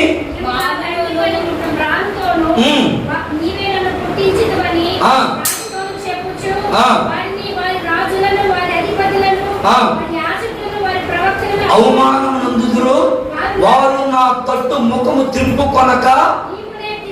ఏం చూపుతున్నారు? ఈపుని చూపుతున్నారు, మొహం చూపించలేదు. ఏం చూపుతున్నారంట? వీపు ఎందుకు చూపుతున్నారు? దేవుని వైపు తిరగకుండా ఉండడం, దేవుని తట్టు తిరగకుండా, దేవుని వైపు మరలకుండా, దేవుని కార్యాల వైపు తిరగకుండా అశ్రద్ధ నిర్లక్ష్యం. సంఘములో ఇప్పుడు ఏం చోటు చేసుకుందో తెలుసా? అశ్రద్ధ చోటు చేసుకుంది సంఘములో. ఇప్పుడు సంఘములోకి ఏది ప్రవేశించిందో తెలుసా? కఠినమైన మనసు ప్రవేశించింది. ఎంత వాక్యమైన చెప్పు, మాట మారదు, చూపు మారదు, ప్రవర్తన మారదు, తల కట్టు మారట్లేదు. ఎంత గుండెలు బాదుకోనైనా బోధించు, నువ్వు చూసే చూపులు మారట్లేదు, నీ మనసులో ఉంటున్న ఆలోచనలు పొరపాటున మారట్లేదు. కారణం ఏంటంటే కఠినం. వాక్యం మీద కఠినం. వాక్యాన్ని వినవలసిన నీ ముఖము యేసయ్య వైపు తిప్పమ్మా, యేసయ్య వైపు తిప్పమంటే యేసయ్య వైపు తిప్పకుండా వీపు చూపించడం అంటే తిరుగుబాటుతనం. విమోచించబడిన వాళ్ళు ఎలా ఉండాలి? విమోచింపబడిన వ్యక్తి ఏ విధంగా ఉండాలి అంటే బైబిల్ చెప్తుంది, వారు దేవుని వైపు మరలుకోవాలి. స్తోత్రం చెప్పండి గట్టిగా. మన పాపాలు, మన అతిక్రమాలన్నిటి దేవుడు కొట్టివేసాడు కనుక మనం ఆయన ముఖాన్ని చూడాలి. ఆయన మన ముఖాన్ని చూసినప్పుడు అప్పుడు పరవశించిపోతామట మనం. స్తోత్రం. ముఖ దర్శనం చాలయ్యా నాకు, నీ ముఖ దర్శనం చాలయ్యా, ముఖ దర్శనం చాలయ్యా నాకు, నీ ముఖ దర్శనం చాలయ్యా. సమీపించని తేజస్సులో నివసించే నా దైవమా, సమీపించని తేజస్సులో నివసించే నా దైవమా, నీ ముఖ దర్శనం చాలయ్యా, నీ ముఖ దర్శనం. చూడండి, చప్పట్లు కూడా గట్టి కొట్టలేకపోతున్నాం. హల్లెలూయా. గట్టిగా గంభీరంగా ప్రభుని స్తుతించలేకపోతున్నాం. Praise the lord. కారణం ఏంటంటే ఇప్పుడు ఏం చూపిస్తున్నారు? నేను ఎంత వాక్యం చెప్పినా, నేను ఎంత కఠినంగా మాట్లాడుతున్నా, బాబు ఇలా ఉండాలి అంటే వెంటనే మాకు తెలుసులయ్యా అన్నట్టుగా వీపు చూపించి వెళ్ళిపోతున్నారు. అంటే దాని అర్థం ఏంటంటే ఆయన వైపు మరలేకపోతున్నారు. చూడండి మరొక మాట, లూకాసు సువార్త 17వ అధ్యాయం, లూకాసు సువార్త 17వ అధ్యాయం 16వ వచనం ఒక్కసారి చదవండి వెళ్ళారు. గొప్ప శబ్దముతో దేవుణ్ణి మహిమపరచుచు తిరిగి వచ్చి ఆయనకి కృతజ్ఞతాస్తుతులు చెల్లించాడట. స్తోత్రం చెప్పండి గట్టిగా. హల్లెలూయా. 10 మంది కుష్టి రోగులు బాగుపడ్డారండి. ఈ 10 మందిలో 9 మంది ఏమైపోయారు? 9 మంది ఏమైపోయారు? మనసు కఠినం చేసుకొని, అరే దేవుడు ఏదైనా చేస్తాడారా, ఏమైందిలే కానీ మరలా మనం జీవించవలసిన మనమే జీవించాలా, మనం తిరగాల్సిన మనమే తిరగాల. ఆ ఏమైందిలే, వయసు అయిపోకొస్తుంది, ఈ వయసులో ఉండగానే మనం అనుభవించాలిగా, లోకం అనుభవించాలిగా, వెండి బంగారాలు మనకు అవసరంగా. అదే చిన్న చిన్న యవనస్తులే సమర్పించుకున్నారు, మనం ఇంకా సమర్పించుకోకపోతే ఎలా అనే త్యాగం రావాలిగా. అబ్బే త్యాగం తేమని కానీ బంగారం పెట్టుకుంటే తప్పే ఉందంట, బంగారం చెవులు పెట్టుకుంటే ఏమైంది, అదేమన్నా తప్ప? బైబిల్లో దేవుడు ఏమన్నా తప్పని చెప్పాడా? ఏమైంది? కొంచెం కొంచెంగా నేను కనపడేటట్టుగా నీకు పెట్టేది, అప్పుడప్పుడే కదా, ప్రతిరోజు నేను పెట్టుకోను కదా. దీన్ని ఏమంటారంటే వేషధారణతో కూడిన అనుభవాలు అంటారు. అప్పుడప్పుడు పెట్టడం, అప్పుడప్పుడు తీయడం. ఫంక్షన్లు వచ్చినప్పుడు మళ్ళా జోబులు తగిలించుకోవడం, చాక్లెట్లు బాగా తెచ్చేవే, అప్పుడప్పుడు పెట్టుకోవడం, అప్పుడప్పుడు వేషధారణతో కూడిన అనుభవాలు అయిపోతున్నాయి. ఇలా భక్తి చేస్తే, నువ్వే జీవించడమే ఇలా జీవిస్తే, దేవుడేం కార్యం చేయలేదు, దేవుడేం మేలు చేయలేదు, దేవుడు నిన్ను ఎందుకు వదిలిపెట్టాడు, దేవుడు నన్ను ఎందుకు దిక్కులను చేశాడు, అసలు దేవుడు అనేవాడు ఉన్నాడు, అసలు దేవుడు అనేవాడు మన పట్ల కార్యాలు చేస్తున్నాడా అని మనం దూషిస్తుంటే, అప్పుడు దేవుడు నామం ఇంకెంత అవమానపరచబడుద్ది. ఆలోచిస్తున్నావా? ఆలోచన చేస్తున్నావా? ఒక్కొక్క మాటను అనేది, ఒక్క మాట తుస్కారంగా మాట్లాడేస్తావు దేవుణ్ణి. అప్పుడు దేవుడు నామం ఎంత దూషణ పడి పేతరులు కాదు, తరతరాలు శాపం వెంటాడుతుందన్న సంగతి మర్చిపోతాం. తెలియక మూర్ఖపు మాటలు. ఇంకా ఆయన వైపు తిరగకుండా నువ్వు ఆయన వైపు తిరిగితే కదా సచ్చిన వాడు బతికేటట్టుగా దేవుడు చేయగలిగిన వాడు ఆయన వైపు తిరిగితే. ఆమె చెప్పండి గట్టిగా. కష్టం వచ్చినప్పుడు కాదు, ఇబ్బంది వచ్చినప్పుడు కాదు, ఎల్లవేళలా మనం ఆయన తట్టు తిరుగుదుము కాక.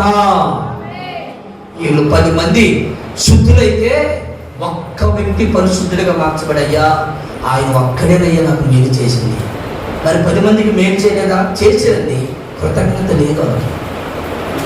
10 మందికి మేలే చేశాడు దేవుడు, కానీ 10 మందిలో 9 మంది మర్చిపోయారు.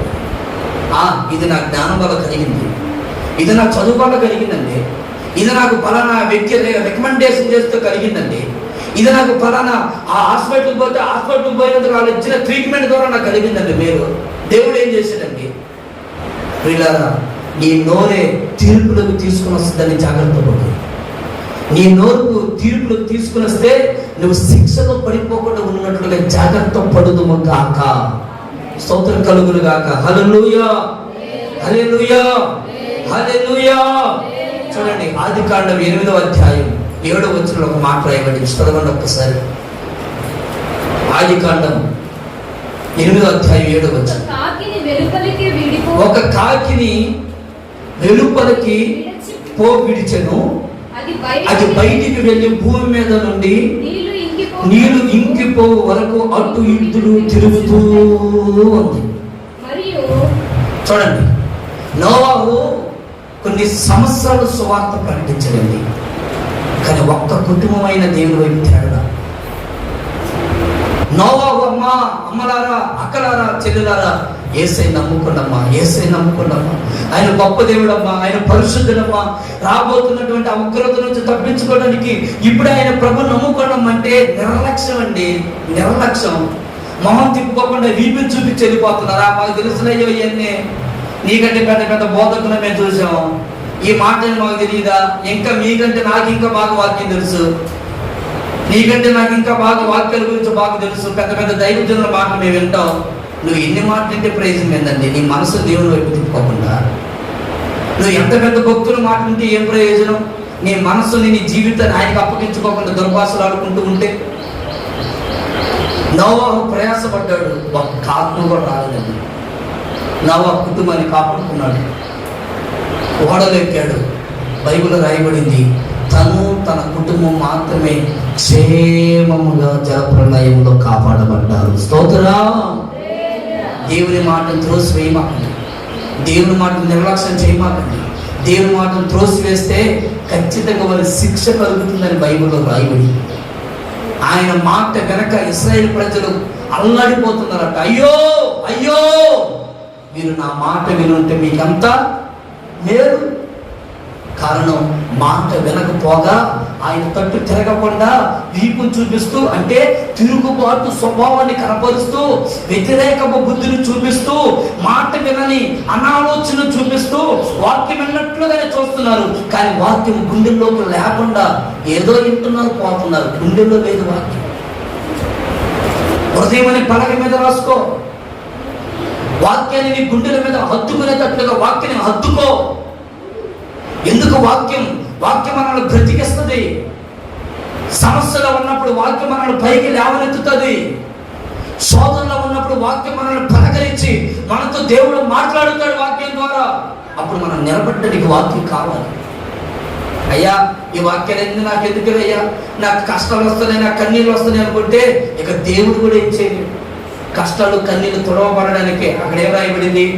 ప్రారంభ మూలవాక్యంలో నిత్య ఆనందము మీ తలల మీద ఉంటుంది, మీ దుఃఖము యేసు నామములో ఎగిరిపోతుంది. స్తోత్రం చెప్పండి. ఎగిరిపోవాలంటే, సంతోషం కలగాలంటే, ఆనంద గానాలతో నువ్వు సంతోషించాలంటే నువ్వు విమోచించబడిన వ్యక్తిగా ఈ భూమి మీద భక్తి చేయుదువుగాక. ఒకటి, విమోచింపబడిన వ్యక్తి ఏం చేస్తాడట?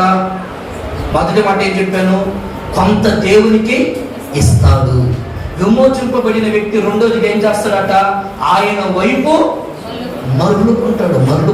Praise the Lord, praise the Lord. దినవృత్తాంతముల 2వ గ్రంథం 15వ అధ్యాయం 4వ వచనం. దినవృత్తాంతముల 2వ గ్రంథం 15వ అధ్యాయం 4వ వచనం. కొంచెం త్వరగా చదవాలి. తమ శ్రమయందు ఇశ్రాయేలు దేవుడును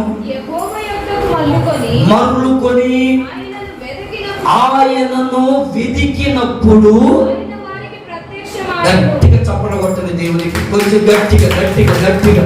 హల్లెలూయా. ఇప్పుడు ఎవరికి ప్రత్యక్షమయ్యాడు? వెతికిన వారికి ప్రత్యక్షమయ్యాడు.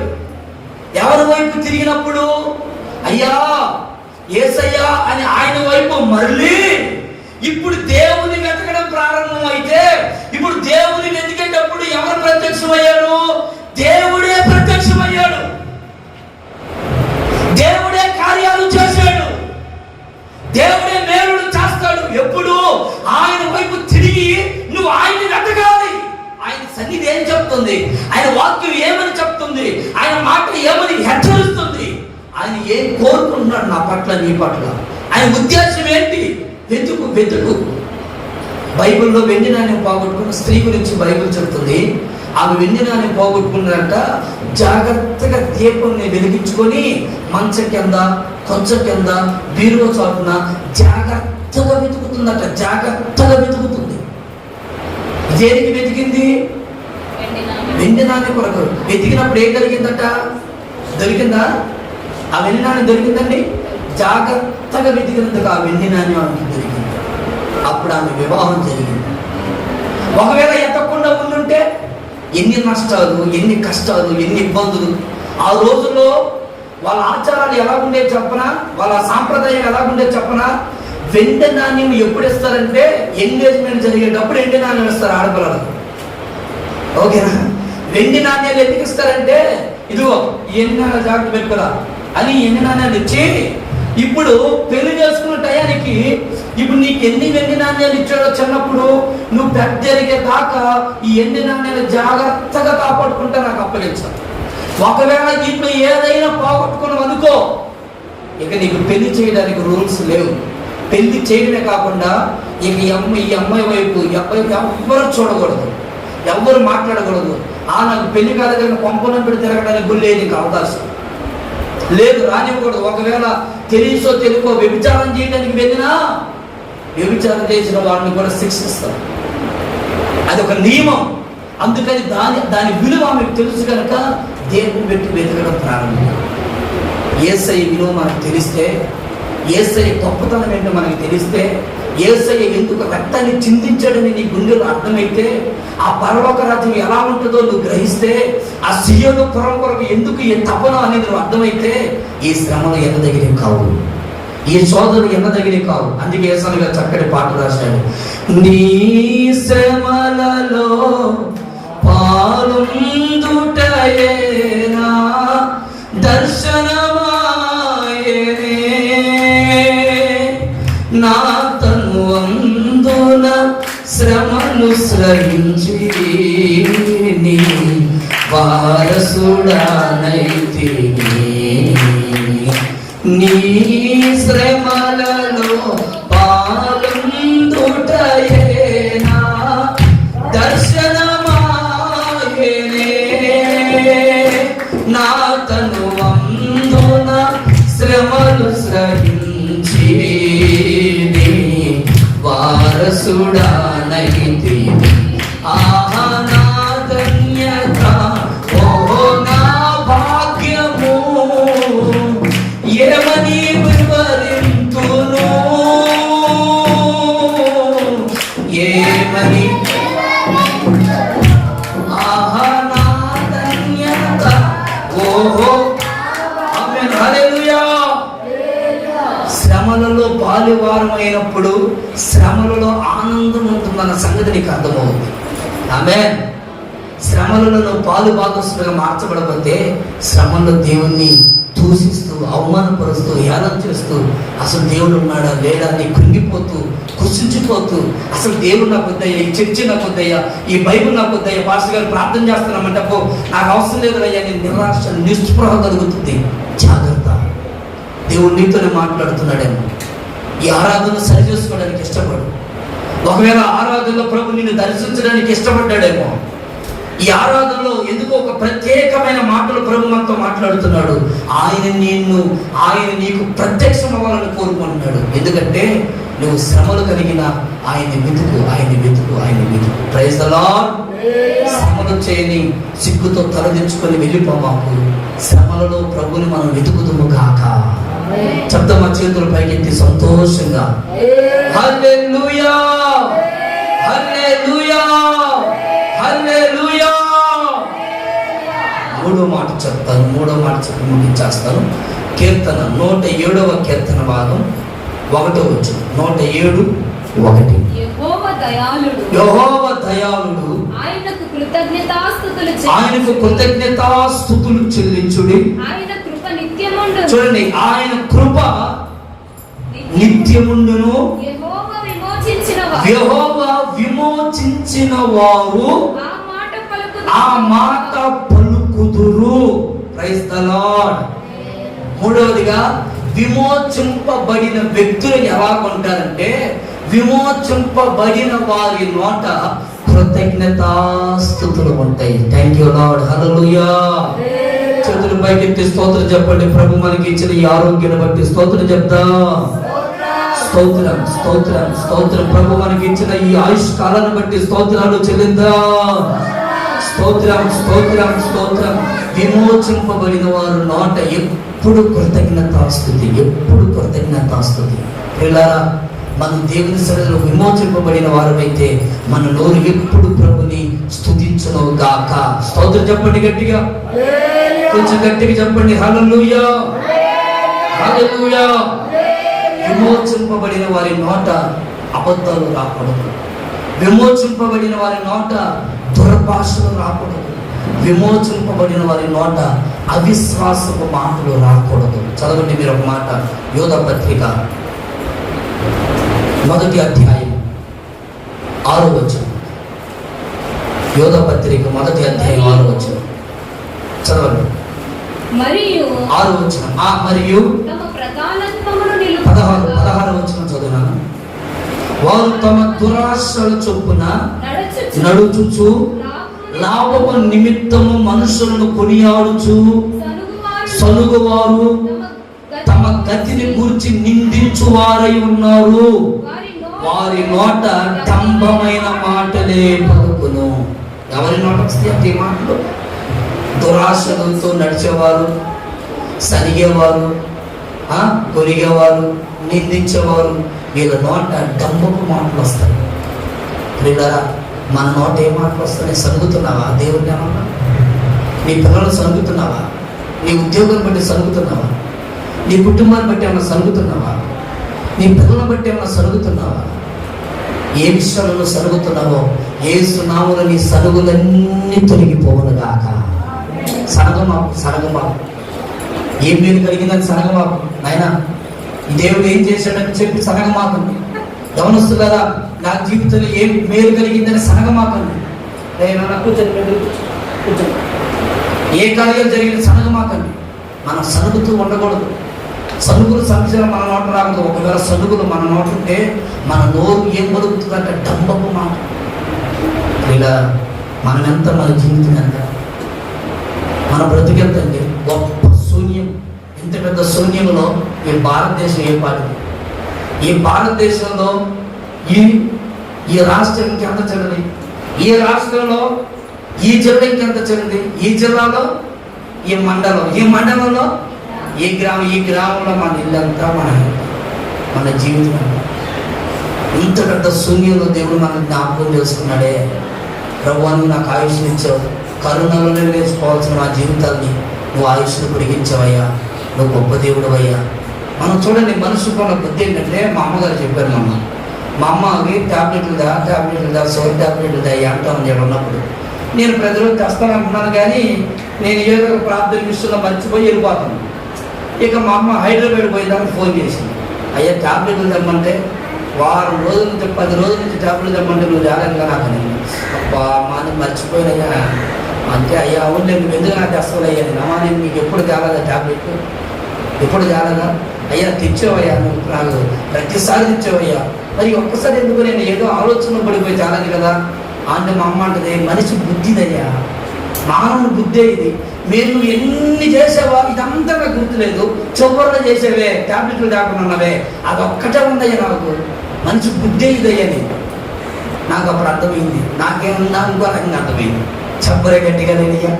దేవుడి ద్వారా మేలులన్నీ చూస్తూ ఉంటామా? మన శాపం తొలగించాడే, మన పాపం తొలగించాడే, మన భక్తిని మార్చాడే, మన జీవితాన్ని మార్చాడే, లోకంలో నుండి దేవుడు మనల్ని ధనులుగా మార్చాడే. ఇదంతా వదిలేస్తామా?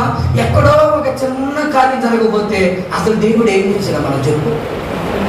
అసలు దేవుడు అంటూ ఏం చేశాడు చెప్పు అని ఈ సనుగులు పడిపోతాం కదా. అవునా కదా? యథార్థవంతులైతే ఒప్పుకోండి. అవునా కదా? నేనైతే కొన్ని విషయాల్లో నా నోడుతో దేవుణ్ణి, అసలు దేవుడు నాకు ఏమేం చేశాడని చాలా బాధపడ్డాను. అప్పుడు దేవుడు నన్ను దర్శించి, ఒక్కసారి నువ్వు ఆలోచన చేయాలని, నీకు ఏం మేలు చేస్తున్నాను కూర్చొని ఆలోచన చేస్తూ ఉంటే అసలు చచ్చిపోయేవాడిని దేవుడు నన్ను బతికించాడు. ఇంకెంతకంటే గొప్ప కార్యం ఉంది నా జీవితంలో. ప్రభు నన్ను క్షమించాయి, నేను ఎప్పుడు నేను దుర్భాషలాడినని ఆ రోజు కన్యలతో నా దేవుని సన్నిధిలో మనసారా కన్నీటి నుంచి పశ్చాత్తపడి నేను ఎప్పుడు ఆ మాట మాట్లాడినాయి, నన్ను క్షమించయ్యా. ప్రైసలో హల్లెలూయా. మనం అదే అంటాం. ఇప్పుడు మన సొలొమోను అన్నాడు అనుకోండి, ఆయన నాకు 100 మేలు చేస్తారా, 100 మేలు చేసిన తర్వాత సొలొమోను నాకు కొద్దిగా అర్జెంట్ ఇటు రాను అనుకోండి, ఆయనకి ఏదో అర్జెంట్ పనిపోయి రాలేదనుకో, నాకు 100 మేలు చేసేదే ఇదంతా నాకు గుర్తురాదు, నేను క్రీస్తుకు రాలేదు అంటే ఆయన ఎక్కువైపోయింది. ఇక అని రకరకాలుగా నా మనసంతా ఏమైపోద్ది, మారిపోయింది. చూసారా మనిషి బుద్ధి కానీ మా అమ్మ అసవార్తమ తల్లి లేకుండా హైదరాబాద్. హల్లెలూయా.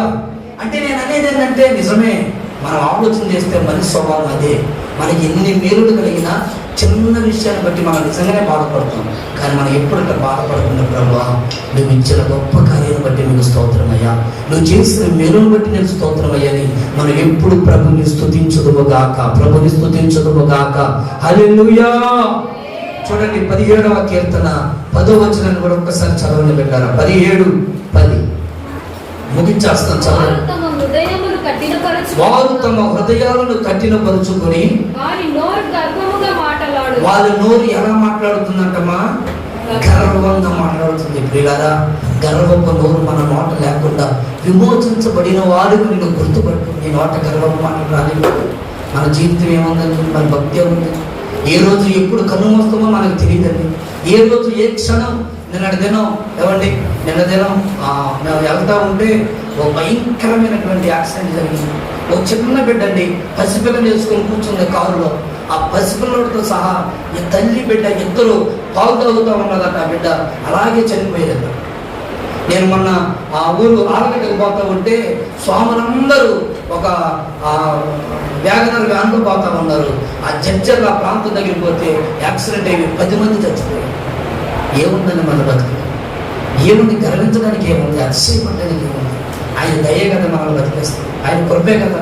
నా మట్టుకు నేను చెప్తాను, అయ్యా నేనైతే నా తెలివిని బట్టి నేను ఎప్పుడు బతకలేకపోతున్నాను, నువ్వే నన్ను బతికించావు. ఈ ఊరిలో బతుకుతున్నాను, ఇక్కడ సేవ చేస్తున్నానంటే నమ్మకమైన విశ్వాసులు ఉన్నారు, ప్రేమించే వాళ్ళు ఉన్నారు.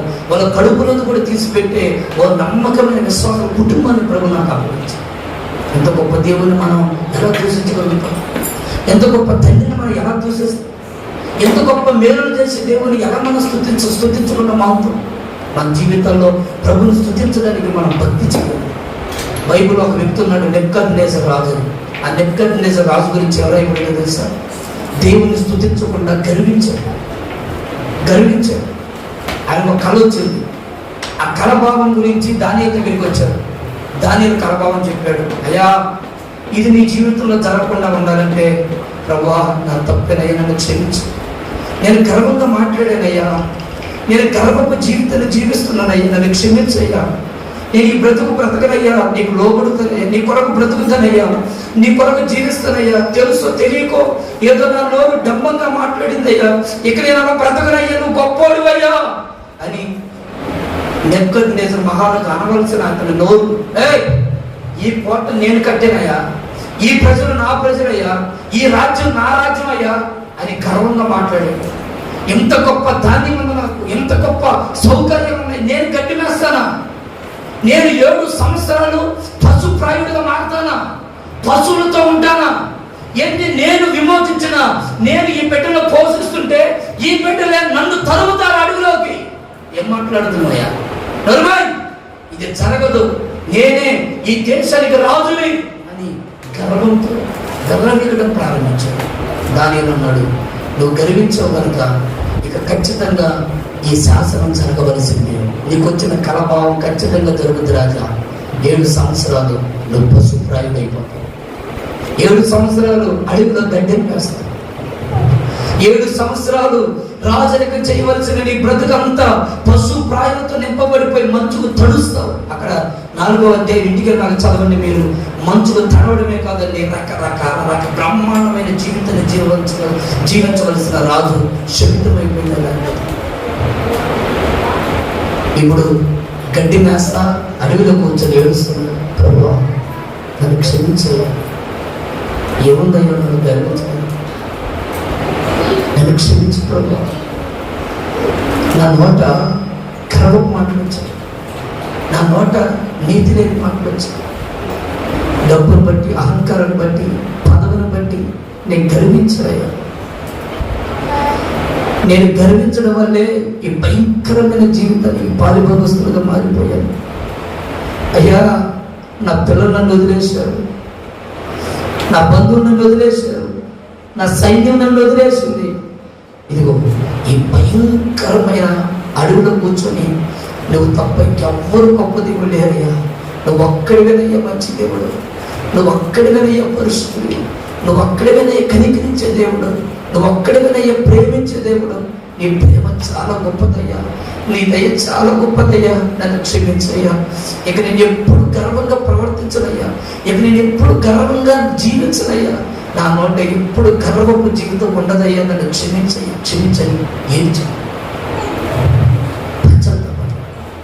మీరు చదవండి ఆ మాటని, 4వ అధ్యాయం 34వ వచనం.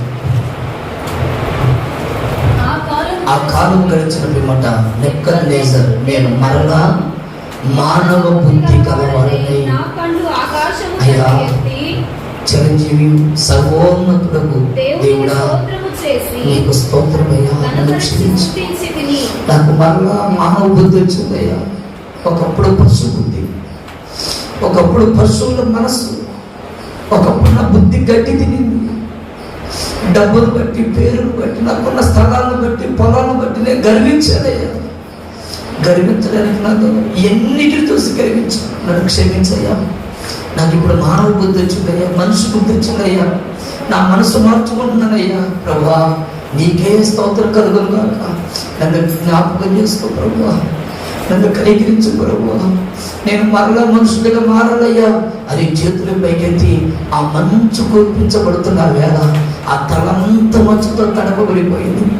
ఆకలితో కేకలేస్తున్న ఆయన శరీరం గట్టి తినడం ప్రారంభమైపోయింది. పశువులాగా తిరుగుతున్నాడు, జంతువులాగా తిరుగుతున్నాడు. మనుషులాగా బ్రతకవలసిన నెబుకద్నెజర్ రాజు పశుప్రాయుడైపోయాడు. ఆ రోజు పశ్చాత్తాపడి ఆయన వైపు చేతులెత్తి ప్రభువా నన్ను క్షమించు, నన్ను క్షమించు, నన్ను క్షమించని మనసారా దేవుని స్తోత్రం చెప్పడం ప్రారంభించాడు. ఆయన స్తుతిస్తూ ఉండగా దేవుడు ఆయన జీవితంలో మరలా మానవ స్వభావాన్ని కలుగు చేశాడు. దేవునికి స్తోత్రం కలుగును గాక, దేవునికి మహిమ కలుగును గాక. ఆయన స్తుతిస్తూ ఉండగానే ఆయన రూపమంతా మారిపోయింది. చప్పలు కొడుతూ ప్రభుని స్తుతించండి గట్టిగా. ఆయన స్తుతిస్తూ ఉండగా ఆయన స్థితి అంతా మారిపోయింది కదా. ఆయన గర్వపు జీవితాన్ని విడిచిపెట్టినప్పుడు, ఆయన అహంకారాన్ని జీవితాన్ని విడిచిపెట్టినప్పుడు దేవుడు అతన్ని మనిషిగా మార్చాడు, అతని రాజ్యాన్ని స్థిరపరిచాడు, అతని దేవుడు గొప్ప చేశాడు. అతని ద్వారా రాజ్యము ప్రభువుని నమ్మడం ప్రారంభించింది, ప్రభువుని ఆశ్రయించడం ప్రారంభించింది, ప్రభు పాదం దగ్గర పడిపోవడం ప్రారంభించాడు. ఈ మాట నేను ఎందుకు చెప్తానంటే, స్తుతించు. ఉదయాన్నే నిద్రలేస్తున్నావా? ప్రభువా ఆయుష్ కాలాన్ని పొడిగించినందుకు నేను స్తోత్రం అయ్యా అని చెప్పు. ఎక్కడికన్నా పని కలుగుతున్నావా? ప్రభువా నా ప్రయాణం అంతటిలో క్షేమం ఇచ్చాడు, నీకు వందనాలు అయ్యా అని చెప్పు. బైక్ మీద వెళ్తున్నావా? బైక్ మీద గమ్మించిన తర్వాత నువ్వు ఎంత గొప్ప దేవుడు అయ్యా, నీకు వందనాలు అయ్యా అని చెప్పు. అన్నం తింటున్నావా? ఎవరికో లేదయ్యా ఈ భాగ్యం నాకు ఇచ్చావు, అందరి బట్టి నీకు వందనాలు అయ్యా. ఈ రోజున చాలా మంది తిండిని బట్టి గర్విస్తున్నారు. నాకు ఇది ఉంది, అది ఉందని. ఏమి లేదండి, మనకి ఏమి లేదు. తినడానికి తిండి లేక రోడ్ల మీద ఎంతోమంది అల్లాడిపోతున్నారు. తినడానికి పరిస్థితులన్నీ చిల్లరైపోయి ఒక ఆయన గొప్ప ఇంట్లో పుట్టి గొప్ప స్థితి బతికి ఉన్నతమైన కోట్ల సంపాదన. హైదరాబాద్ నుంచి నాకు ఫోన్ చేశాడు. ఎప్పుడున్న యూట్యూబ్ ఛానల్ చూసి ఫోన్ చేశాడు, పాస్టర్ గారు ఏమి గారు నాకు ప్రార్థన చేయండి, నా భార్య నన్ను వదిలిపెట్టి వెళ్ళిపోయింది, నా భార్య నా మీద ఉన్న ఆస్తి అంతా ఆమె మీద రాయించుకుంది, నేను ఒంటరి పని చేసింది, నా బతికి ఇప్పుడు ఏం చేయాలి అర్థం కావట్లేదయ్యా. మాది విశాఖపట్నం, నేను అక్కడికి వెళ్ళడానికి కూడా నాకు ఛార్జీలు డబ్బులు లేవు, అయితే నేను సావడానికి సిద్ధంగా ఉన్నాను, ఇక చచ్చిపోతేనే బాగుంటుంది, ఎందుకంటే కారులో తిరిగాను. ఈ రోజున కనీసం ఒక్క ముద్ద అన్నం తినడానికి, ఒక లీటరు 20 రూపాయలు బాటిల్ కొనుక్కోవడానికి నా దగ్గర డబ్బులు లేవని ఎక్కిలు పెట్టి ఏడుస్తాను. కళ్ళను నీళ్ళు వచ్చాయి. అయ్యో నిజమానని చెప్పేదానికి నిజమాన పెద్దగా ఏడుస్తున్నాడు. ఫోన్లో ఎక్కిలు పెట్టి ఏడుస్తున్నాడు. దాని సాక్షి సావుకురాలు కూడా ఉన్నారు, ఎక్కిలు పెట్టి ఏడుస్తున్నాను. క్షమించండి అయ్యా, నేనేమన్నా తప్పు చేస్తే, కానీ ఎందుకు దేవుణ్ణి నేను శిక్షించడం నాకు తెలియదని. నేను ఏముందయ్యా నా డబ్బులు బట్టి నేను విరవీగాను పాస్టర్ గారు. ఎవరు వచ్చినా వాళ్ళకి 10,000 20,000 ఇచ్చేసేవారు పాస్టర్ గారు. కానీ ఈరోజు నాకు అర్థమైంది, డబ్బు ఎప్పుడు మనల్ని బతికించదు, దేవుడే నన్ను బతికిస్తాడని నాకు అర్థమైంది. నీ వాక్యం వింటున్నప్పుడు ఏదో వాక్యం ద్వారా నేను బలపరచబడ్డాను, నాకు ప్రార్థన చేయాలి, ఏడుస్తా ప్రార్థన చేయించుకున్నాను.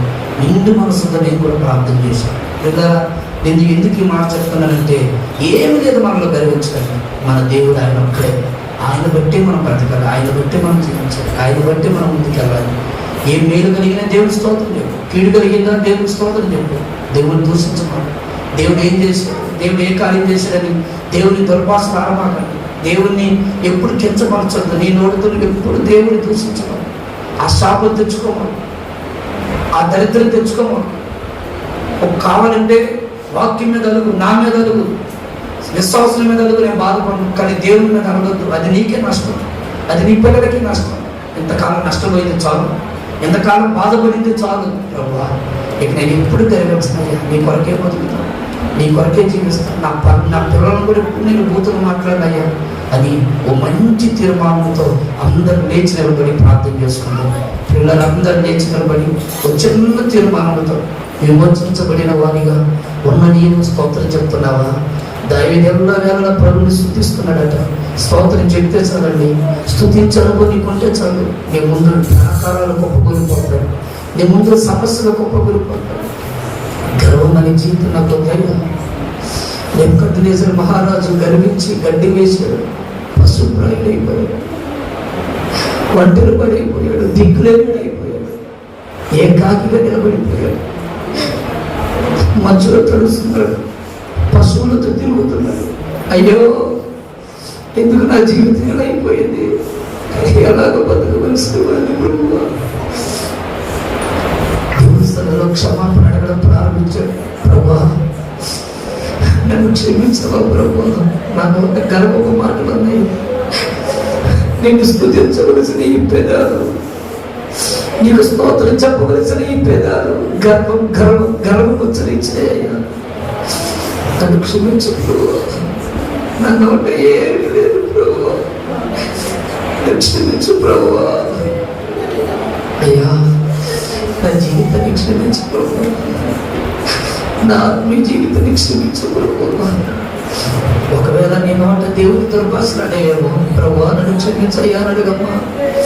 అన్నా, ప్రభువా నన్ను క్షమించయ్యా అని అడుగు. దేవుడు గొప్పవాడమ్మా, ఆయన ఏం చేసినా మనకి మేలుకే చేస్తాడు. ఒక గీడు వెనక ఒక మేలే ఉంటది కదా. శ్రమను నువ్వు అనుభవించకపోతే ఇంకెవడు అనుభవిస్తారు, శోధనలు నువ్వే నిలబడకపోతే ఇంకెవరు నిలబడతారు. దేవుడిని విమోచించింది దేని కొరకు? నువ్వు కూడా దేవుని కొరకు నిలబడలేవా? నువ్వు కూడా ప్రభు కొరకు నిలబడలేవా? నువ్వు కూడా దేవుని కాడిని పోయలేవా? మనుషులు దేవుని దూషించి వీపులు చూపించినట్లుగా నువ్వు కూడా వీపులు చూపించేది పోతావా? నేను వైపు తిరుగుతానయ్యా, నన్ను క్షమించగలవు, నా పాప దోషాన్ని క్షమించు, నా పాప దోషాన్ని క్షమించు, నన్ను పరిశుద్ధిగా మార్చేలా, నా దిక్రమాన్ని తీసివేయి ప్రభువాన్ని. ప్రభు పాదాలు పట్టుకొని మనం ప్రార్థన చేస్తాం.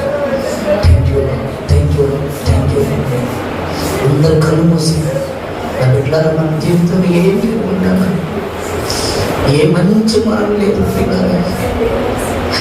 ఒకప్పుడు నేను సావడానికి సిద్ధమైపోయి కరోనా ద్వారా భయంకరమైన మరణంలో చిక్కుపడిపోయింది. డాక్టర్లు నన్ను వదిలేశారు, ఎన్నో బతకలు చచ్చిపోతాడు, అందరు ఆశ వదిలేశారు, ఇక బతకడేమో ప్రభు. నా మనసులో కూడా నేను అనుకున్నాను, ఇక నాకు బతుకు లేదేమో. అయ్యో, ఒకవేళ నువ్వు నన్ను బతికిస్తే నీ సేవ చేస్తానయ్యా, నమ్మకంగా బతుకుతానయ్యా, మోసంగా జీవిస్తానయ్యా, నిశ్చితమైతే నన్ను బతికించు ప్రభు. ఆయన నన్ను బతికించాడు కదా. ఈ జీవితం ఆయన ఇచ్చిందే కదా నాకు. నా తెలుగు వల్ల నాకు వచ్చిందా, నా జ్ఞానం వల్ల నాకు వచ్చిందా? లేదు లేదు లేదు. ఎన్నో యాక్సిడెంట్లు, ఎన్నో భయంకరమైన ప్రమాదాలు, ఎన్నో వైరస్లు, కానీ ప్రభు నన్ను కాపాడాడు. నిన్ను కాపాడాడు, మర్చిపోయావా? ఎన్నో సమస్యలు నీ జీవితంలో కలిగినప్పుడు ప్రభుని తప్పించాడు, మర్చిపోయావా? నువ్వు చచ్చిపోదామని కానీ చావుకు దగ్గరికి వెళ్ళిపోయిన నిన్ను దేవుడు తట్టి లేపాడు, మర్చిపోయావా? తినడానికి తిండి లేదు, కట్టుకోవడానికి బట్ట లేని పరిస్థితుల్లో కూడా ఆయన నిన్ను పోషించలేదా? ఆయనని విడిచిపెట్టాడన్నా? అక్క ఆయనని విడిచిపెట్టాడా? తల్లి ఆయనని విడిచిపెట్టాడా? ఆయన కదా నిన్ను పోషిస్తూ వచ్చాడు. ఈ రోజు జీవితం ఇచ్చింది ఆయనే కదా మనకి, ఈ బ్రతికిచ్చింది ఆయనే కదా. ఇది నువ్వు ఇచ్చిన జీవితం ప్రభు, ఇది నువ్వు ఇచ్చిన జీవితం ప్రభు, నువ్వు ఇచ్చిన జీవితం ప్రభు. ఈ జీవితం నీవు ఇచ్చిందయ్యా, జ్ఞాపకం చేసుకో ప్రభు, జ్ఞాపకం చేసుకో ప్రభు అని అందరూ ప్రభు పాదాలు పెట్టుకొని ప్రార్థన చేసుకో. అందరినీ చేతులు పైకెత్తి ప్రార్థన చేసుకో. అయ్యా, ఒకవేళ నాకు ఏదైనా లోపం కలిగితే క్షమించయ్యా, దావీదు కుమారుడు నన్ను క్షమించు ప్రభు, దావీదు కుమారుడు నన్ను క్షమించు ప్రభు. ఒకవేళ నా మాటల ద్వారా నీ జీవితానికి నీ నామాన్ని అవమానపరుస్తుంటే నన్ను క్షమించు ప్రభు. నాకు కలిగిన బాధలు నిన్ను ఒకవేళ నీ నామాన్ని దూషణ పాలు చేస్తుంటే క్షమించు ప్రభు. నన్ను క్షమించయ్యా, నీ కాళ్ళు పట్టుకుంటారు ప్రభు. నన్ను క్షమించు ప్రభు, నీ కాళ్ళు పట్టుకుంటారు. నా పాప దోషం అంతా తీసేయ్యా, నన్ను నీకు ఇష్టడుగా మార్చుకో ప్రభా. నాకు నీకు ఇష్టడైన బిడ్డగా మార్చుకో, నీకు ఇష్టమైన కుమారుడుగా కుమార్తెగా మార్చుకో. ప్రభుకు అప్పగించుకున్నాను, మన జీవితాన్ని ప్రభుకు అప్పగించుకున్నాను, మన ఆత్మీయ జీవితాన్ని ప్రభుకు అప్పగించుకున్నాను. మీ జీవితం అలాగే పైకి ప్రభు మనతో మాట్లాడిన ప్రతి మాటను బట్టి స్తోత్రాలు చెల్లిద్దాం.